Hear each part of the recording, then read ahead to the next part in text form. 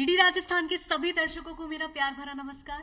आप देख रहे हैं स्पेशल कार्यक्रम और मैं हूं आपकी होस्ट छवि सहाय। हम सभी को वाइल्ड लाइफ सैंक्चुरीज में बहुत इंटरेस्ट रहता है। कभी हम लोग रणथंभौर का प्लान बनाते हैं तो कभी सरिस्का का। वन्य जीवों को खुले में देखने का अपना एक अलग ही मजा है। और अगर हम चाहते हैं कि वाइल्ड लाइफ सैंक्चुरीज और बनती रहे, वन्य जीव की सुरक्षा बढ़ती रहे, तो हमें ये जान लेना जरूरी है कि हम अपनी भागीदारी किस तरीके से दे सकते हैं।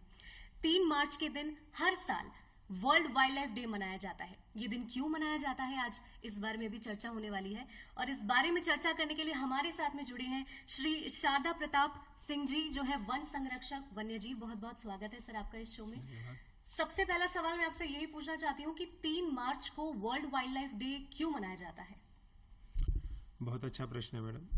जो 3 मार्च का दिन है, ये वो दिन है जब विश्व के बहुत सारे देश एक मंच में आकर जो इंडेंजर्ड फ्लोरा और फौना, मतलब वन्य जीवों की जो प्रजातियां हैं एवं जंगल में पाए जाने वाले ऐसे पौधे जिनके ऊपर बहुत ज्यादा खतरा है, उनके इंटरनेशनल ट्रेड को रोकने के लिए 1973 में एक इंटरनेशनल ट्रीटी साइन हुई। उस ट्रीटी को साइन करने का जो दिनांक था वो था 3 मार्च।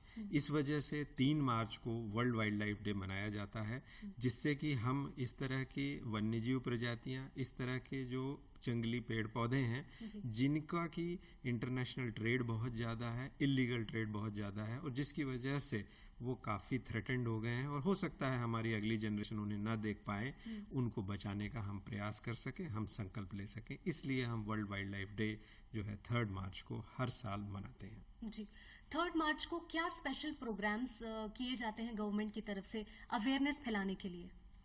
जो वर्ल्ड वाइल्ड लाइफ डे का हर वर्ष इंटरनेशनल एक थीम आता है, उस थीम के अनुसार ही उस पूरे वर्ष में, आगामी वर्ष में हम जन जागरूकता का प्रयास करते हैं, लोगों को उसके बारे में अवेयर करने का प्रयास करते हैं। जैसे वर्ष 2022 का जो वर्ल्ड वाइल्ड लाइफ डे है, उसकी थीम है जो की स्टोन स्पीशीज हैं उनके माध्यम से इकोसिस्टम की रिकवरी। मतलब जो पूरा का पूरा आवासीय क्षेत्र है, रहवासी क्षेत्र है, जैसे हम शहर में रहते हैं वैसे ही जंगल में पाई जाने वाली प्रजातियां, उनका एक आवास है। उस आवास में इतनी सारी प्रजातियां होती हैं कि उन सभी प्रजातियों के एक एक के बारे में जानकारी, उनके स्वास्थ्य के बारे में जानकारी कर पाना, उनकी रिसर्च कर पाना और उस पूरे डेटा को इकट्ठा रख के एनालाइज कर पाना लगभग असंभव हो जाता है। तो इस स्थिति में हमारे पास सबसे बढ़िया उपाय यह होता है कि उस पूरे इकोसिस्टम, उस पूरे जंगल के आवासीय क्षेत्र में पाई जाने वाली किसी एक ऐसी बड़ी प्रजाति जिसको कि हम आसानी से देख सकें, उसके स्वास्थ्य को मॉनिटर कर सकें, उसे हम की स्टोन स्पीशीज के नाम से जानते हैं। उस की स्टोन स्पीशीज को हम इंडिकेटर के रूप में देखें, उनके स्वास्थ्य की जानकारी रखें और उनको अगर हम इकोसिस्टम में रिस्टोर कर ले गए, उनको हम पुनर्स्थापित कर ले गए, तो अगर वो सक्सेसफुली वहां पर रह रही हैं, निवास कर रही हैं, ब्रीड कर रही हैं, तो निश्चित तौर पे उसके नीचे का पूरा इकोसिस्टम वो पूरा स्वस्थ है। और इसी प्रकार से हम जो पूरे इकोसिस्टम की स्वास्थ्य का ध्यान रख सकते हैं। तो इस जो आगामी वर्ष है, वर्ष 2022 में हम की स्टोन स्पीशीज के माध्यम से इकोसिस्टम का रेस्टोरेशन, इस पर फोकस करेंगे। इसके लिए जन जागरूकता और आम जन के बीच में आवश्यक जागरूकता बढ़ाने का काम करेंगे। जी, अगर आम जनता की हम लोग बात करें तो क्या आम जनता सुरक्षा को लेकर, वन्य जीवों की सुरक्षा को लेकर जागरूक है? यह तो बताने की बात है। कारण है कि हमें हर चीज की जानकारी, हर चीज का ज्ञान होना संभव नहीं है। हम किसी क्षेत्र में विशेष एक्सपर्ट होते हैं, विशेष पढ़ाई करते हैं, उस क्षेत्र के बारे में रिसर्च करते हैं, तब हमें बहुत सी जानकारियां, बहुत सी चीजों का ज्ञान होता है। तो निश्चित तौर पे अगर हम अपेक्षा करें कि हर व्यक्ति वन्य जीवों के प्रति संवेदनशील होगा, उनके बारे में हर चीज की जानकारी रखता होगा, उनके संरक्षण के लिए जागरूक होगा, तो यह उचित बात नहीं है। हमारा प्रथम कर्तव्य है, खासतौर पे वन विभाग के वन्य जीव प्रभाग का, कि हम लोगों को वन्य जीवों की उपयोगिता के बारे में, उनसे हमारे संबंध के बारे में, उनके सर्वाइवल से हम अपने सर्वाइवल को जोड़ने की चीजों के बारे में बताएं, जिससे कि लोग उनके संरक्षण के प्रति जागरूक हो सकें।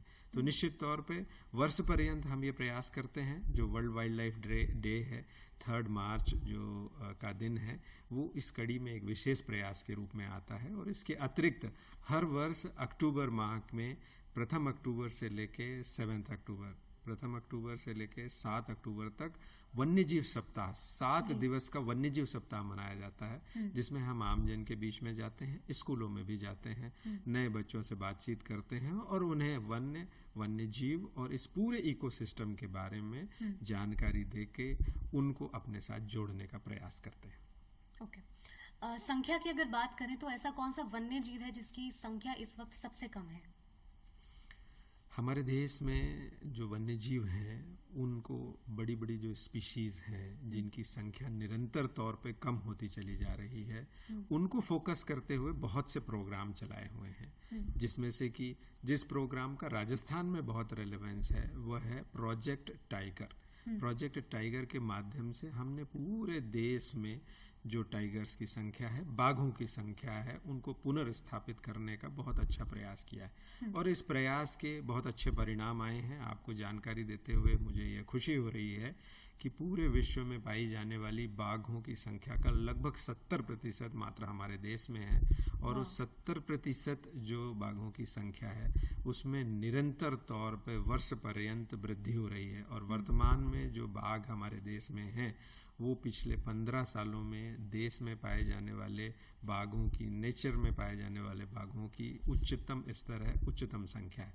तो निश्चित तौर पर आमजन की भागीदारी प्लस वन विभाग के प्रयासों से बाघों की संख्या में उत्तरोत्तर वृद्धि हुई है। इसी प्रकार से अन्य विशेष प्रजातियों के लिए भी संरक्षण के प्रयास और संरक्षण के कार्यक्रम चलाए जाते हैं, जिसमें प्रोजेक्ट एलिफेंट का नाम बहुत ऊपर आता है, परंतु राजस्थान में इसका रेलेवेंस इसलिए नहीं है क्योंकि राजस्थान में प्राकृतिक तौर पर हाथी अब नहीं पाए जाते।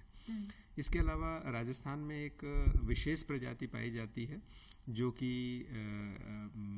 बिल्ली प्रजाति का जीव है, जिसको हम शियागोस कहते हैं, कैरेकल के नाम से है। इसकी संख्या बहुत कम है और इसके इकोसिस्टम में पुनर्स्थापित करने के लिए राजस्थान सरकार और केंद्र सरकार विशेष प्रयास के तहत प्रोजेक्ट कैरेकल लेके आई है और जब ये प्रोजेक्ट फील्ड में इम्प्लीमेंट होगा, रणथंभौर टाइगर रिजर्व और उसके आसपास के क्षेत्रों में इम्प्लीमेंट होगा, तो निश्चित तौर पर आपको इस इल्यूजिव वन्यजीव जो कि बहुत कम दिखाई पड़ता है, उस वन्यजीव की संख्या में वृद्धि और उसकी दृश्यता में वृद्धि देखने को मिलेगी। अभी बाघों की बात हुई है तो मैं न्यूज़पेपर्स में या मैगजीन्स में कहीं टाइगर्स के जो हाइब्रिड रहते हैं, टाइगर्स और लाइगर्स के बारे में काफी पढ़ा है मैंने, जो हाइब्रिड रहता है टाइगर का और लायन का, ये जो स्पीशीज है हमारे राजस्थान में नहीं देखी जाती है, ऐसा क्यों? इसके बारे में मैं कहना चाहूँगा कि यह सिर्फ कैप्टिविटी में या सर्कस में या किसी विशेष स्थानों पर रख के जो इस तरह के जानवरों को पैदा किया गया था, नेचर में इस तरह के जानवर नहीं पाए जाते। ये क्रॉस ब्रीडिंग है। क्रॉस ब्रीडिंग किसी भी तरीके से किसी स्पीशीज के लॉन्ग टर्म सर्वाइवल के लिए उचित नहीं मानी जाती। तो अब इस तरह के कार्यक्रमों में अपने देश में लगभग पूर्ण प्रतिबंध है।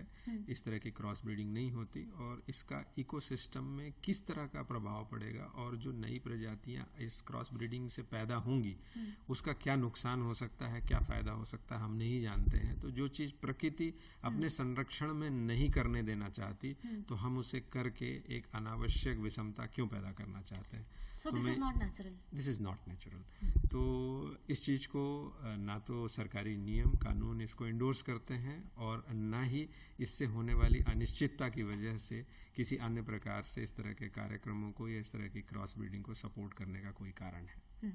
जी, अब मैं आपसे जानना चाहूंगी कि जो सैंक्चुरीज बनाई गई है, ये सैंक्चुरीज क्यों बनाई गई है और क्या वाकई वन्य जीव इनमें सुरक्षित है? क्या जो फैमिलीज विजिट कर रही है वो सुरक्षित है?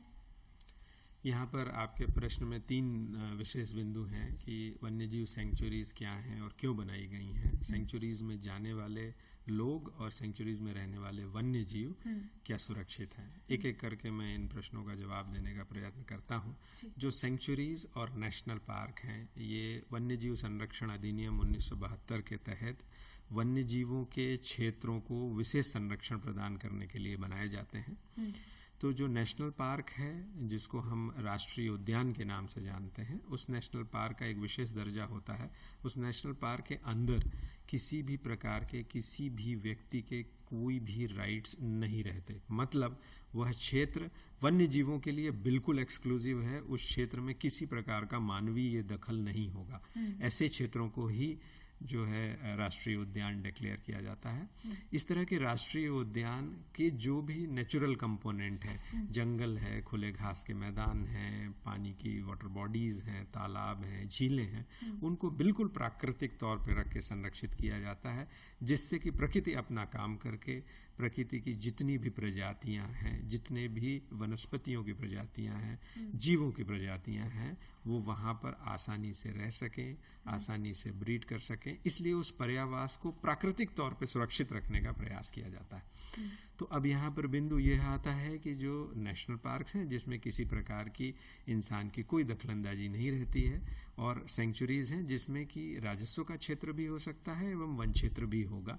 इन दोनों क्षेत्रों में वन्य जीवों के रहवास एवं प्राकृतिक वनस्पतियों के लिए पूर्ण तरह से उनके पर्यावास की सुरक्षा की जाती है। तो निश्चित तौर पे जब वहां पर पर्यावास की सुरक्षा है तो वन्य जीवों की सुरक्षा स्वतः ही प्रकृति कर लेती है जी। तो अब यहाँ पर यह बात आती है कि वन्यजीव जो अभ्यारण्य है और नेशनल पार्क है, इन दोनों क्षेत्रों में वन्यजीवों की सुरक्षा तो सुनिश्चित हो गई।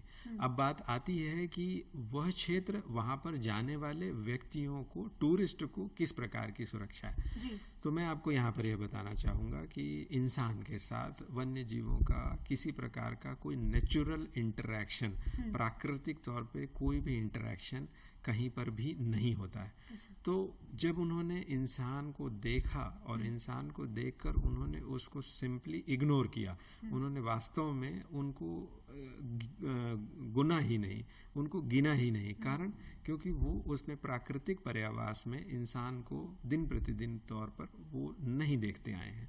तो इस एक तरीके से जैसे हम किसी चीज को देखते हैं और इग्नोर कर देते हैं कि साहब इससे हमारा कोई मतलब नहीं है। तो वन्य जीव जब तक कि हम उन्हें डिस्टर्ब नहीं करें, जब तक हम उन्हें टीज नहीं करें, वन्य जीवों में वन्य जीव कोई भी जानवर है उसकी माँ और बच्चे के बीच में नहीं आए या उनकी सुरक्षा को कोई खतरा नहीं पैदा करे, तो निश्चित तौर पे वन्य जीवों का और इंसान का कोई भी इंटरेक्शन आपको देखने को नहीं मिलेगा।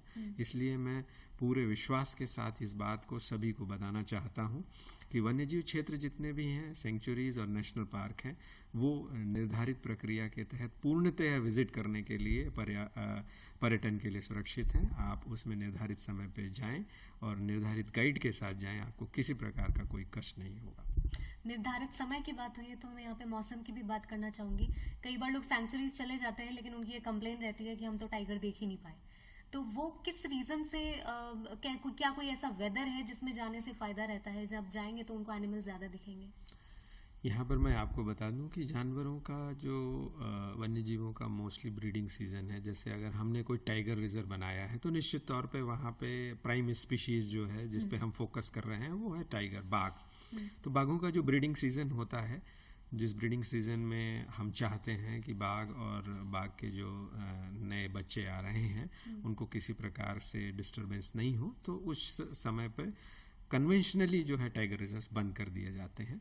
ये समय है 1 जुलाई से लेके 30 सितंबर तक। राजस्थान के सभी टाइगर रिजर्व्स इन 3 माह पे ब्रीडिंग सीजन की वजह से बंद रहते हैं, जिससे कि इस सीजन में वन्यजीव अपने क्षेत्रों में रह के आराम से ब्रीड कर सकें।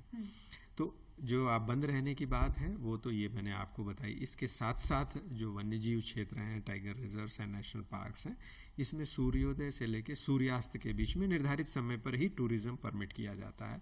मतलब पर्यटक जा सकते हैं। रात्रि के समय क्योंकि प्रकाश की व्यवस्था करनी पड़ेगी, अगर हम प्रकाश की व्यवस्था करेंगे तो वन्य जीवों को एक अननेचुरल एहसास होगा, आर्टिफिशियल लाइट का एहसास होगा, जो कि प्रकृति में उनको देखने को नहीं मिलती। इसलिए नाइट टूरिज्म राजस्थान में किसी भी प्रकार से अलाउ अलाउड नहीं होता है, किसी प्रकार से अनुमत नहीं है। तो सूर्योदय से लेकर सूर्यास्त के बीच में वन्यजीव क्षेत्रों में जो भी निर्धारित गाइड हैं उनके साथ सभी पर्यटक वन्यजीवों को देखने का आनंद ले सकते हैं। और जो बात आपने अभी कही थी कि टाइगर हम देखने गए, किसी भी टाइगर रिजर्व में टाइगर देखने को नहीं मिला, तो ये तो एक थ्रिल है, एक पार्ट है।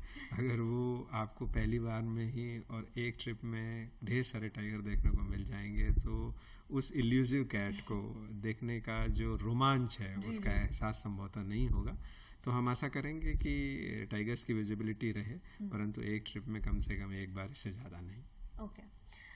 तो मैं आपसे अब ये जानना चाहूंगी कि हमारे जो आमजन है उनको पहली बात तो कई बार पता ही नहीं होता कि वन्य जीवों के भी कुछ अधिकार होते हैं, वो जाने अनजाने उनको वायलेट कर देते हैं और कई बार उनको भुगतना भी पड़ता है अपनी गलती का फल। तो मैं ये आपसे पूछना चाहूंगी कि ऐसे कौन से अधिकार हैं जिनको ह्यूमंस को नहीं छेड़ना चाहिए, और बाय चांस अगर वो वायलेट हो जाते हैं वन्य जीवों के अधिकार, तो क्या पनिशमेंट निर्धारित किया है गवर्नमेंट ने? कठिन बात आप कह रहे हैं। हम जन जागरूकता की बात कर रहे हैं, तो इस प्रश्न का सिर्फ पहला जो हिस्सा है उसका उत्तर देना मैं उचित समझता हूँ। वन्य जीवों के अधिकार की बात है, तो जैसा हमारा जीने का अधिकार है, हमारा शांतिपूर्ण तरीके से रहने का एक मूलभूत हमको अधिकार प्राप्त है, उसी तरह का अधिकार वन्य जीवों को भी है कि वो उनका जो हैबिटेट है, उनका जो पर्यावास का क्षेत्र है, उसमें वो इत्मीनान से रह सकें, बिना कोई डिस्टरबेंस के, किसी प्रकार से उनको परेशानी नहीं हो। जो उनका ब्रीडिंग का सीजन है उसमें वो आराम से ब्रीड कर सकें, अपने जो छोटे बच्चे हैं उनको पाल पोस कर बड़ा कर सकें और अपने ही जंगल के अन्य क्षेत्रों में उनको पुनर्स्थापित कर सकें।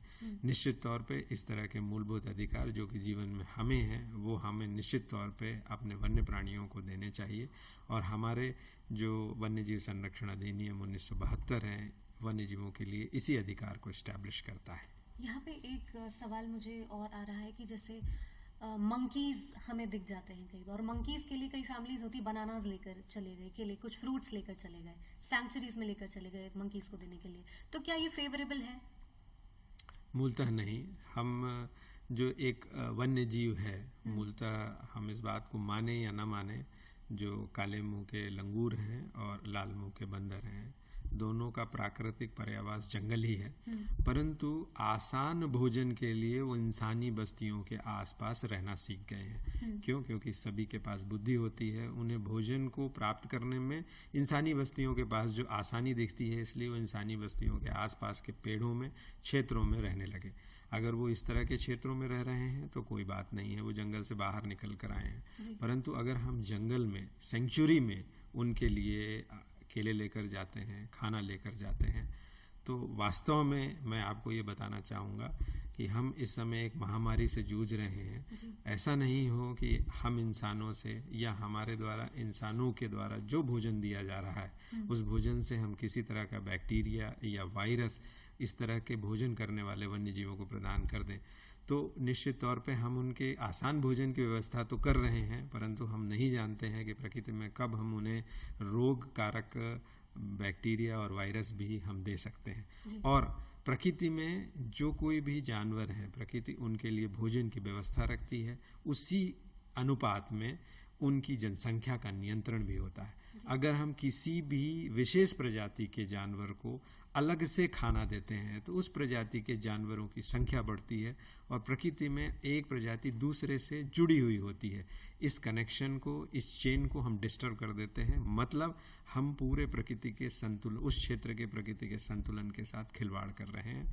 तो निश्चित तौर पे मैं आपको यही निवेदन करना चाहूँगा, इस निवेदन के साथ साथ यह सलाह देना चाहूँगा कि वन्यजीव क्षेत्रों में, सेंचुरी में हम कभी भी जानवरों के लिए कुछ भी भोज्य पदार्थ लेकर ना जाएं। प्रकृति उनके लिए सभी प्रकार के भोज्य पदार्थों की व्यवस्था करके रखती है। जी। बाघों के अलावा अगर हम किसी और वन्य जीव की बात करें तो ऐसा कौन सा वन्य जीव है जो इस वक्त एक्सटिंक्ट होने की कगार पर है, जो डिसअपियर हो सकता है? जो राजस्थान की स्टेट बर्ड है जी। उसका नाम है ग्रेट इंडियन बस्टर्ड।